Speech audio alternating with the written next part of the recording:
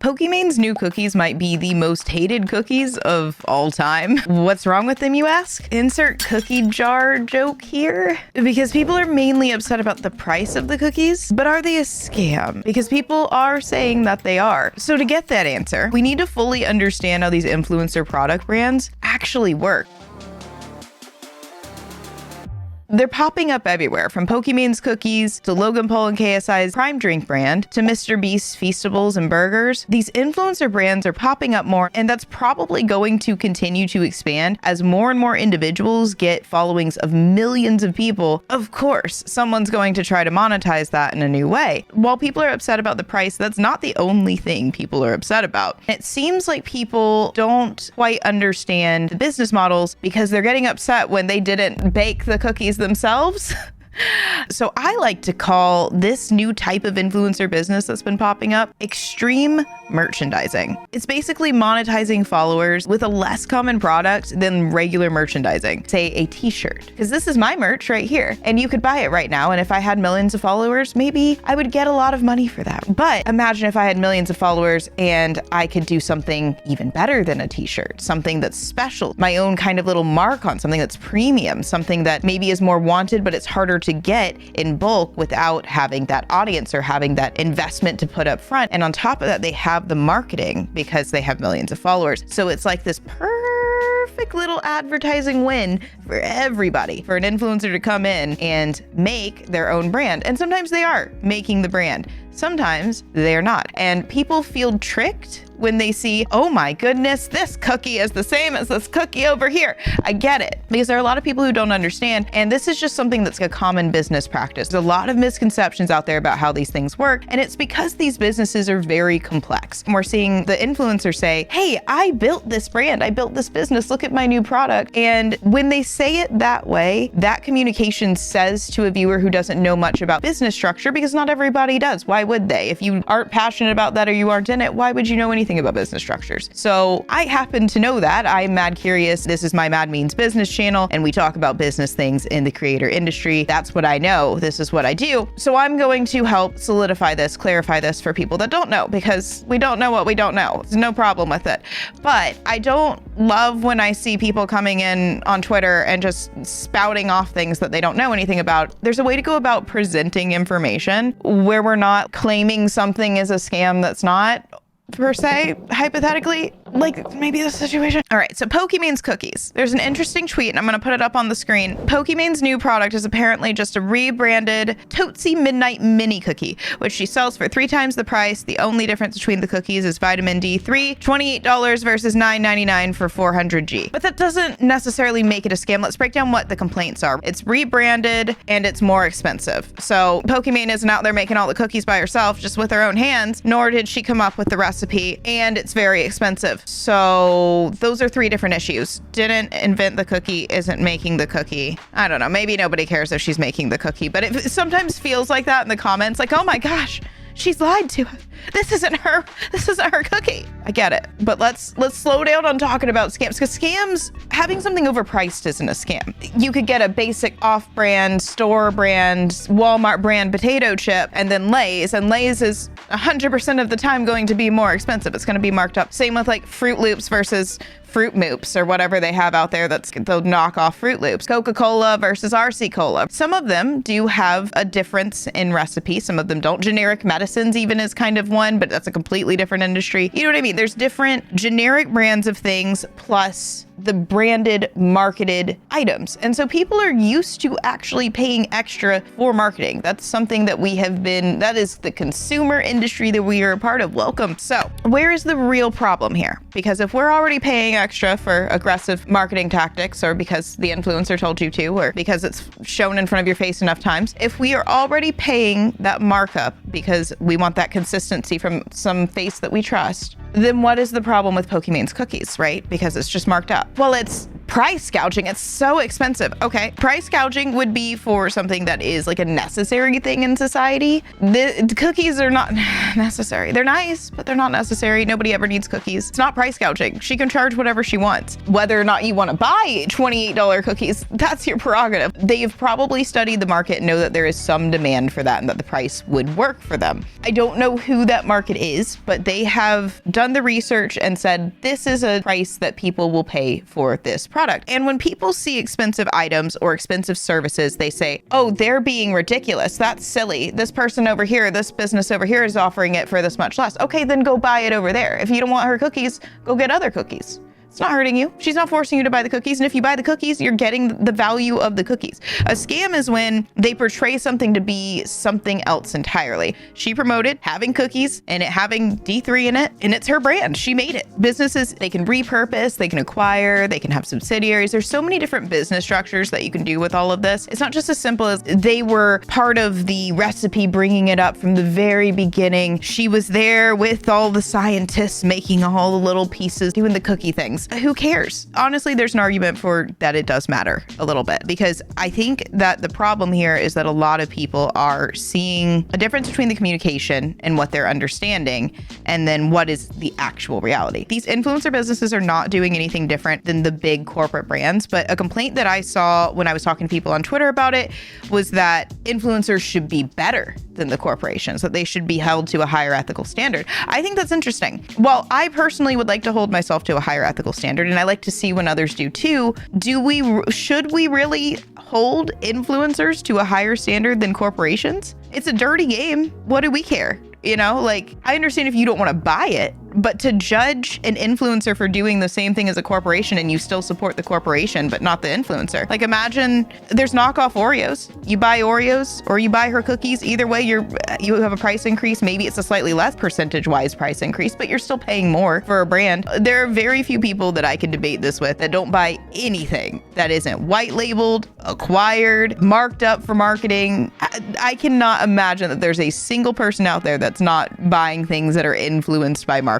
Should we hold them to a higher standard? Should we hope that individuals that we support would? Sure. But to like actually say, oh, I'm not going to support this influencer because they're doing the same thing as this corporation that I do support, seems pretty hypocritical. I get it if you don't support any of it. If you try to avoid, personally, I do actually like not support a ton of chains. Occasionally, yeah, I'm going to have a craving. I'm going to want something. I'm going to go buy it. I buy more than I probably even realize that I have bought that's marked up. I like to support mom and pop shops, but that doesn't mean that I don't get all of my business supplies on Amazon, because I do, you know? So you have to kind of pick and choose your battles. And so if your battle is not supporting an influencer, but supporting every corporation under the sun, you might want to take a look in the mirror because, okay, Pokimane's cookies, people have discovered, seem to have come from Costco. KSI and Logan Paul's Prime Drink comes from a brand called Congo Brands, and Mr. Beast Burgers comes from a company called Virtual Dining Concepts. Each and every one of those have had negative media attention associated with them, but they're all slightly different versions of a business model. I actually compared the three of them on a tweet because I said Pokimane isn't back there making the cookies any more than Logan Paul and KSI are making Prime Drinks any more than Mr. Beast is making the burgers. And somebody was like, I've seen Mr. Beast making the burger. I get it. I know he's made the burgers sometimes. He was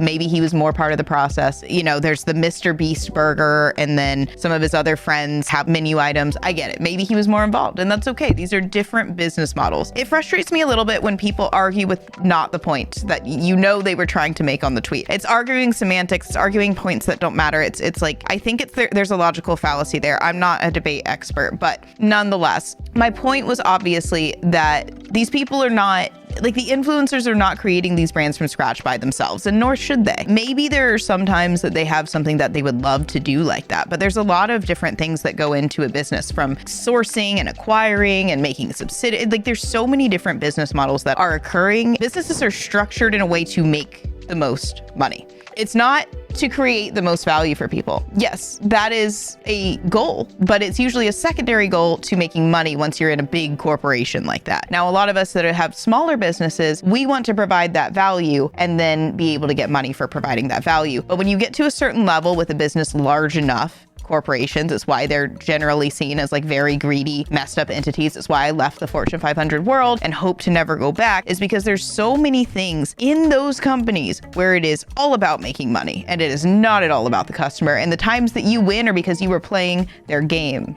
And we generally do not win overall. These businesses are structured in a way to make money, and influencers are starting to get enough capital, enough resources, enough fame, enough fortune, enough influence as influencers to be able to say, hey, I would like a piece of this beautiful pie over here, because maybe they have maxed out what they can really sell in merchandise and they're like, that's boring. So this is extreme merchandising. It's something different and new. This t-shirt right here, I didn't make with my hands, okay? And neither does the company that I utilize to sell merch. Fourth Wall didn't make it either. Let me see who made it. This is the Bella and Canvas brand, okay? So Bella and Canvas makes this shirt. You can go on to Fourth Wall right now and put any design you want on a Bella and Canvas shirt, and then that will be your merch and you can make money off of it and you can charge whatever you want for it. Now, you can't put it under the amount of the cost of the product, but you can make it go as high as you want above how much it takes for Fourth Wall to take their cut and Bella and Canvas to take their cut. Above and beyond that, that's what you want to charge. If people are willing to pay that price, people will charge it. Supply and demand, it's how it goes. It's why larger creators generally charge more for their merch, and sometimes they get better quality merch, and sometimes they're selling the exact same shirt that I'm wearing on my body right now, but they upcharge it by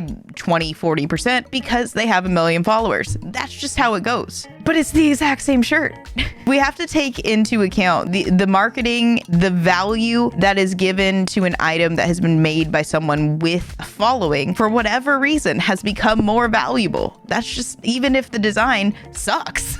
That's just, even if the design isn't good. Same with any product. We're not buying the highest value, highest quality product and saying that's the one that should be the highest price. I think there's a lot of us who wish that were the case. We pay for the best marketed products at the highest value, not the highest value products at the highest value. The highest price that we pay is for whatever was marketed the best, not the thing that has the highest quality. Sometimes, maybe there's a few that sneak through that are, but in 2023, it is a corporate game and it is a marketing game, and the influencers have gotten in on it. There can be ethical discussions about that, and I think there were some really good ones in the comment of my tweet. Definitely go check out my Twitter if you haven't. I'm doing a lot of business content on there, and I'm going to continue to expand that. A lot of long form, getting into stories that will help people understand. And so when I see these types of things on my timeline, that's the kind of stuff I've started to get involved with, and I try to do it from a perspective of teaching people about the things I know and starting discussions. There are people who were in those comments who taught me a couple things, and I will bring that up. I try not to show tweets of other people without their permission. Everything's public, and technically I could show the tweets, but I try to be really like respectful. So anyway, I have one tweet that I'll show that I have permission to show, but I'm not generally going to show everything. If you want to go see it, definitely go check out my Twitter. The link will be down below. So I jump on these things and I try to educate because I have a lot of experience in different types of businesses and the way that they're structured. So influencers are generally making a lot of money from fan funding, ad revenue, regular brand partnerships. And this is kind of like a merging of them selling their own merchandise and those brand partnerships, because they're building a business in an interesting structure. And if you think that the influencers are the only ones who are building in this sense, in this space, guess again, brands like Congo Brands have seen what is happening in this industry and they are taking advantage of it. And whether or not you think that's ethical, that's your question to answer. I'm just presenting you with the information. Brands like Congo Brands partner with these creators. And I'm not saying that Congo Brands did. I definitely heard this somewhere before, and I wouldn't be surprised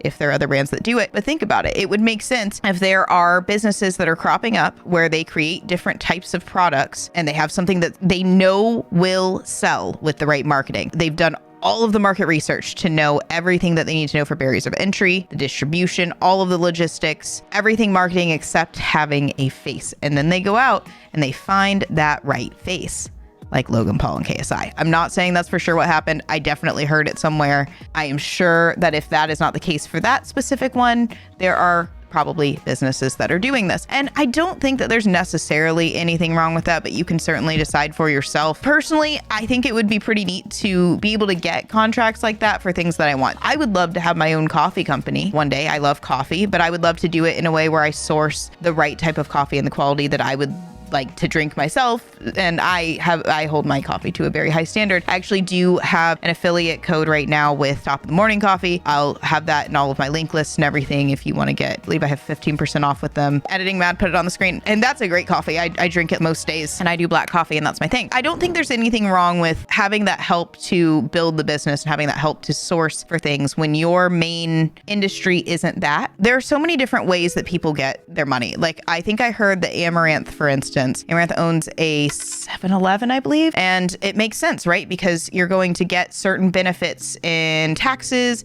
and in keeping your money moving instead of just sitting there or just putting it in like a stock and bond portfolio or crypto or whatever you want to invest in. People think of investments as just those things, right? These passive, because somebody has to manage it and watch it. These passive sources where the money sits there and is invested into somebody else's business. That's basically what that is, right? Whether it's bonds, it's government, or corporations like stocks, crypto, which is currency investment. You can technically go out there and buy currencies and have that if those currencies rates fluctuate, you could trade currencies. There's different things that you can do in terms of investments that are just investing in these different features of society and economies that can shift and change.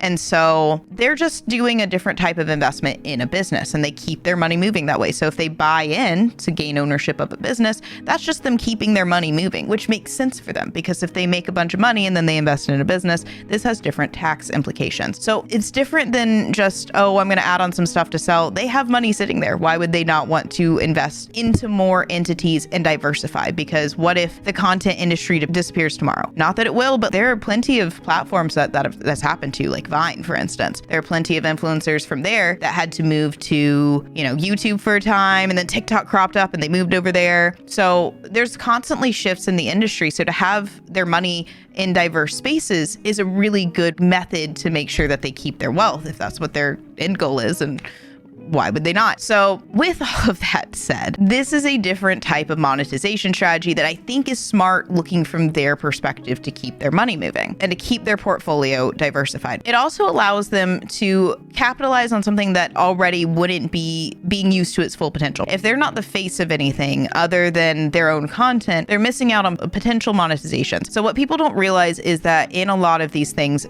we're monetizing ourselves as the product. So I don't currently have a lot to offer you for you to buy into from this video. I'm working on it. So maybe by the time you're watching this video, I might definitely check out my website below if I do, because I'm planning to build a couple of businesses surrounding different areas. And I have a bunch of different projects that I've started right now. One of the things I've already opened is business consulting. Businesses in this industry, if you're watching this and you want to know more about the creator industry and how to function in it, I've already successfully been consulting in the industry. This is what I know and do. I worked in corporate finance for ages. I got my MBA, and I've worked in this industry for 3 years, and I've been full-time in this industry for 1.5 years. So I know more than the average person in terms of like that little subset of things, right? Find what you're good at, find your niche, find your value point. So for me, I can help pretty much any business in this industry make sure that they are going in the right direction to be more successful, make more money, create more value for the people that they want to create that value for. Now, when I have that and I can offer that to you, that's something that I can sell to you, right? I can say, hey, go check out my website. I'm working on something on the creator end too. I don't want it to be in the coaching area that a lot of people get very iffy about. I get it. But there's something to be said for looking to invest in things that are valuable to you that are not just stocks and bonds, not just crypto. Please, for the love of, put crypto low on your list for investments. Buy a house. Everybody invest in real estate first. I can talk about that stuff all day, but I'm just saying, if you have something to provide behind the entertainment or the education content, something that you can sell and give value for behind whatever you are presenting yourself as, more than just, hey, give me your money or give me your time, right? Because right now you're giving me your time and I'll get a little bit of ad revenue, unless you're blocking, in which case if you're ad blocking, you are getting my content for free and not giving me anything, and you should just, I don't know, tip me or something.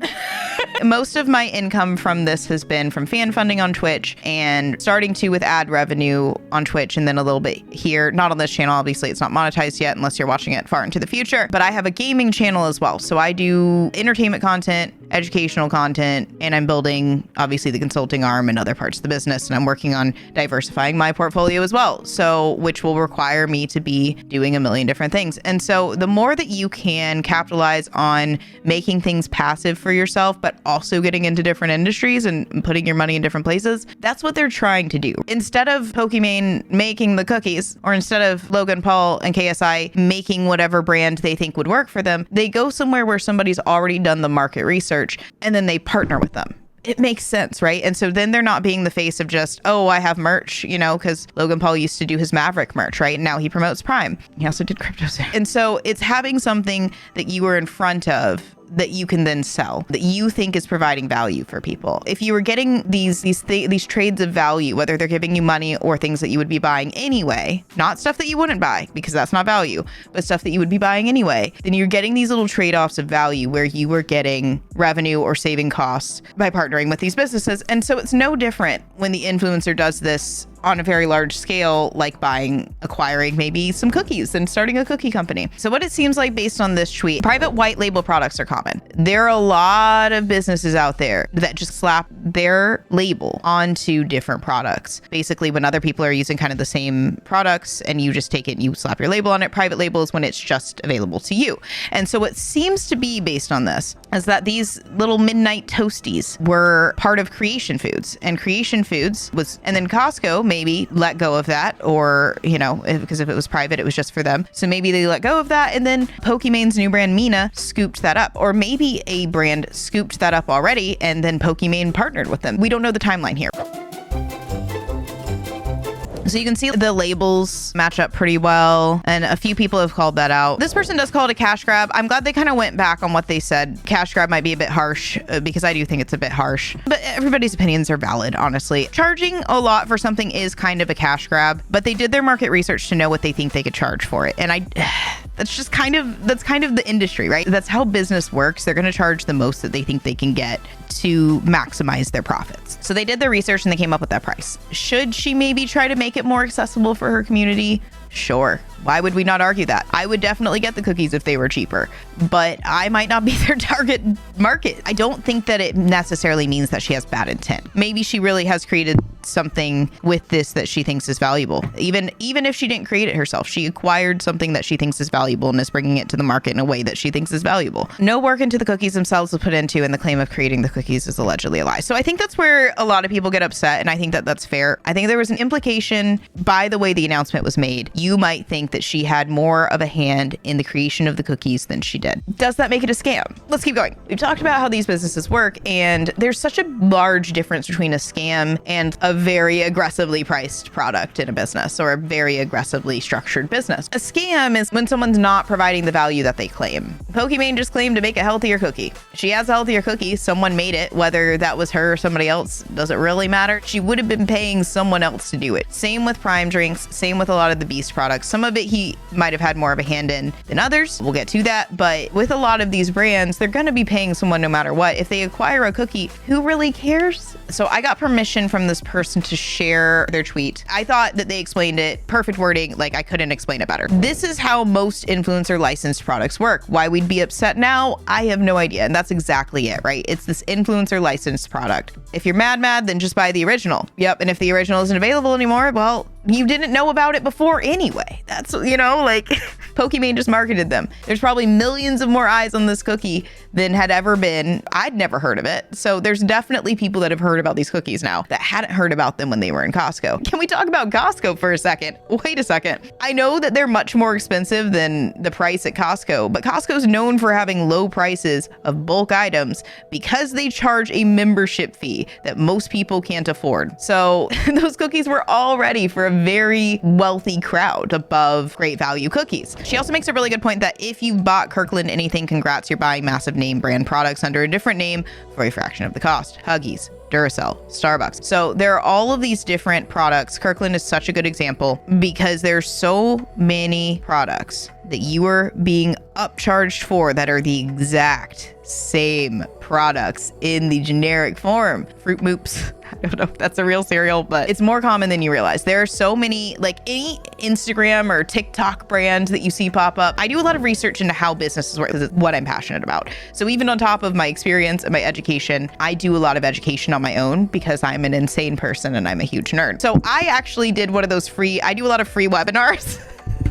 Listen, I do a lot of free webinars. So those ones on Instagram where they're like, I'm going to tell you about this. And you're like, please get away from me. I do them. I listen to them and I see what they have to say in that first webinar. And I learn the process that they're trying to sell you on. You can actually pick up a lot from those without ever paying a dime. And so there was one in particular that I listened to, and they showed a website that a lot of businesses will source their products from. And it's just white labeling and private labeling. That's it. It's just slapping the brand on it. But it's the exact same thing that somebody else uses over here, that another business uses over here, that another influencer uses over here, that another drop shipper, I don't know, uses over here. This is how the business works. So getting mad at like a singular influencer every single time a new one of these comes out is what I'm trying to stop with this video. Consider what's going on here and consider what's actually the problematic behavior versus the unproblematic, or what we want to create for any of us who get to be the next in line in the influencer space, how we want to interact with the people who are doing it now. So just saying that Pokimane is scamming everybody, I don't think encapsulates what's actually happening here, because it's not just Pokimanes. There were people who had a lot to say when I compared it to Prime and Beast Burger. Kind of 4 main different types of business models that I've seen in this so far. And these aren't the official business terms for it, but there's influencer owned, what most people see based on what the influencers say. So they're like, I just launched a new business. I just launched a new product. Look at this. And that's what we just saw with Pokimane, right? We don't know how much she owns. We don't know if she's like 100% owner of this or what. One that seems to be fully owned and operated from what I can tell from the research that I did, and it was only a little bit, I haven't super dug deep, but there's this video that I'll try to pull up on the screen, and it looks like he has his own factory for his chocolate. It's just his. And the way that he talks about it, he's super passionate about it. And so if people are trying to compare Pokimane's cookies to Mr. Beast Feastables, I can see where they would get upset. And he talks about passionately trying to do healthier desserts, just like kind of what Pokimane's doing over here, but she acquired it. So I could see when you compare the two, Mr. Beast Feastables being more genuine. And so I think that that's a fair thing to say. So instead of saying, hey, Pokimane has scam cookies, maybe say, hey, have you compared it to Mr. Beast's chocolate? Because it seems like his is actually something that he has more control over. But I did compare his burgers. I didn't compare the Feastables, because these are different business models, and each of these influencers will have a different type of contract, will have a different percentage of ownership, will have had a different process in building the business. Businesses aren't just built all the same. I actually just watched the Media Magnate, is that what it's called? They just posted today, I think, a video about the McDonald's story. They were talking about the story of McDonald's, and it is messy because it goes from these guys who just wanted to have a restaurant to realizing that the way that restaurants were run could be run more efficiently, to sharing that and not really caring about profits too much, to somebody who did care about money and profits coming in and doing it the way that built up McDonald's as the global brand it is, to them having some infighting, to the way that they almost lost different pieces of the business at any given time. So he broke the contract multiple times. The original owners, he came in and did a bunch of stuff that was breach of contract and they could have sued him for. So there were so many different times where things could have gone wrong because businesses are messy. You know, Rome isn't built in a day. Businesses are not built in a day. The way that businesses are built or acquired or financed, to say that any of these businesses would be exactly the same is silly. I understand that people are trying to analyze their favorite influencers, especially when they talk about being an ethical person, just generally, and how they're trying to do the right thing. Seeing them do something that seems about as shady as a corporation probably isn't something that we want to see. But there's something to be said for the fact that business models are not going to be some one size fits all. She probably thought about, like, what can I make money off of? What am I passionate about? Where does that kind of sit? What will people want to buy? What could create value for my audience? All this. And so she thought about all these angles, and maybe the right company approached her. She approached the right company. They found the right fit. They said, oh, we could acquire some cookies and you can add your own spin to it. It could have been that they couldn't make the right cookie, or maybe they could make the right cookie and they found something that would be way cheaper just to acquire and add that in, and it would be basically the same thing that they were going to make anyway. We don't know what went on behind closed doors. but to say that something is a scam just because they did something that everybody else does, which is a messy building of a business, I think is missing the point. So that's influencer owned. Influencer involved is the second one on my list for how these kind of things are structured. It's not quite where they own 100%. They partner with different businesses to make it happen. So Mr. Beast Burgers, I think, is a good example, because while he seems to own the majority of the Feastables process, if not all of it, he still has to outsource different things. Like, you're never going to do everything under your own business. There's so many different pieces of a business that are outsourced. Like right now my design is outsourced. I can't do a lot of design. I do my own thumbnails right now. I probably shouldn't. They're not great. But a lot of my other stuff, like this shirt, is made by one of my best friends who also designs a lot of the merch and emotes and all that stuff for the channel. Like everything for my Twitch channel is designed by her. If you want to get her services, I will certainly be putting that below. Nothing is done in a silo. And so even if Mr. Beast Feastable is owned completely by him and most of the process and the important parts are owned by him, he's not going to own every truck. He's not going to own the entire distribution process. He might own the entire operations process. And you never know. Maybe he owns all of it. That's when you start to get into these vertical synergies and acquisitions where you don't need every piece of you don't want every piece of the process. That just creates more headaches. With Mr. Beast Burgers, he didn't need to own every single thing he was doing. He outsourced the production of all of this to someone called Virtual Dining Concept. I'm going to throw something up on the screen where they have had some issues. Like I said, there's been different issues in all of these businesses. You make business decisions, you try things, and sometimes they don't always go your way. That's how entrepreneurs work. So Mr. Beast countersued for $100 million over contract spat with Ghost Kitchen Company. So if anyone remembers, he tweeted somewhat recently about how Virtual Dining Concepts had messed up these burgers and they weren't the quality that they had promised, and he was upset. And that seems to have potentially allegedly been a breach of contract because they're saying he's trying to sabotage. There's a lot of suing going on between the two. While that doesn't have anything to do with the business model, it does encapsulate the fact that Mr. Beast didn't own the entire process himself. Maybe that went into how he structured Feastables a bit more under his control. Don't know that for sure. And maybe he would have still done Feastables the same way, but it just goes to show that there are different structures for these businesses, even under one influencer. And ghost kitchens have a completely interesting business concept that people aren't necessarily super excited about. Now, his actually is really interesting, and we'll get to it at the end. The kind of two sides of the argument is some on the side of good say, hey, it's giving businesses to restaurants that weren't getting enough business before. But then on the other side, there are some places that are operating legitimately as ghost kitchens only, and they are selling 8 different restaurants of the same sandwich on Uber Eats. At some point, you're going to scroll through and see one of those, so they have more options for you to see. The volume alone seems kind of scandalous. So there's something to be said there for ghost kitchens. There's some weird stuff going on, but that doesn't mean all ghost kitchens are bad. It doesn't mean the concept fully is bad, but there's just know that there's two sides to the argument. So there's issues in all of these things. That doesn't mean that the entrepreneur is trying to scam you. It just means they're experimenting, playing. Not everything is so straightforward in business. It's not like there's a tried and true ethics method to know that your business is going to be perfect. No business is going to be perfect. Businesses are run by people, and people are perfect. Then I like to say that there's some that are just kind of the face of the business, and maybe they own a little bit. Acquisitions, white and private label, like we've talked about, Kirkland. But even more so than that, I would say that Logan Paul and KSI's Prime Drinks brand might even be in the next category kind of past that, which is outsourcing. I don't think they had much to do with any of it, personally, just from what I've read. Could be fully wrong. I've read and watched YouTube videos extensively on this because when it first came out, I was like, how did they, like, they're huge, both of them. They have so much of a following for like a decade, each of them. And so when you bring that together, that's powerful. But at the same time, they're competing with the big dogs. There are people who haven't even heard of some of these YouTubers, and they are now competing with the likes of Gatorade, which is a household name. How did they do it? Food is a tough industry to break into, and the sports drink industry is brutal, and anything in health and like food, brutal. So how did they get in there? And how did they get in there so quickly? It's probably one of the highest growth, just brands that has happened, especially in those categories in ages, right? If ever, especially without being anything super, super special. They don't have a super unique value proposition. What they have is a super unique marketing strategy, which is themselves. Personally, I don't think they needed to have anything to do with the making of the drinks. From what I saw, at least in one YouTube video, and if I find it, I'll... Hey man, remember, I called you, like, I want to do this with you. I think it's a great idea. I don't know if I can comfortably move forward without you, but honestly wouldn't feel right. He was right, by the way, to be prudent with what he's putting his name on. Like, how can he trust that me and some guy who he's never met from America?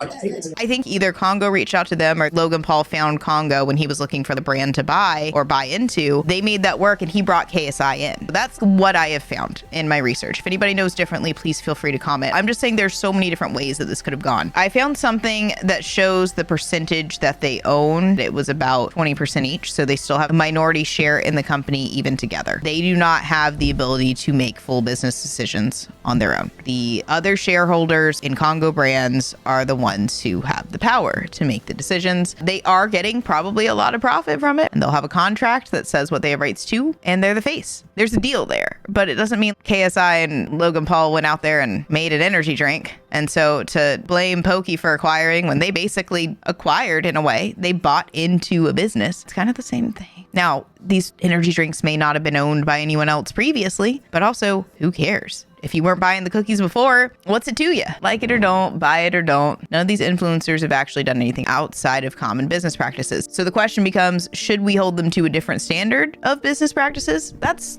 up to you to decide. I think that would be an interesting conversation to have, and I'd like to kind of start that here. But more than just that, I wanted to present the facts about all of them operating within a system that we're given. I want to get to the last piece of this now. We can price things for the value we think we're providing, and we can do whatever we want with that money. That's how the system works. We can work within it. We can try to break rules here and there wherever we want, but that's the system we're given. There's only so much breaking that even the rich can do. But an example I saw was actually Mr. Beast's Burger. Someone in the comments had a really good point. Mr. Beast's Burger actually appears to be philanthropy. So with a bit of research, it seems like the commenter's correct. And I think it sheds some light on what people can do in this industry. And we know Mr. Beast is always doing stuff like this. That's a whole other topic because people get very upset. If you want to talk more about Mr. Beast and the way that he conducts himself and the way that people react to him, definitely check out the video that I will put up on the screen. So I found this tweet that was referenced, and I'll put up any articles for it. The original tweet disappeared. So here's what it said. It stated, again, can't confirm or deny anything, but I found it in a couple articles. It said, I started Beast Burger during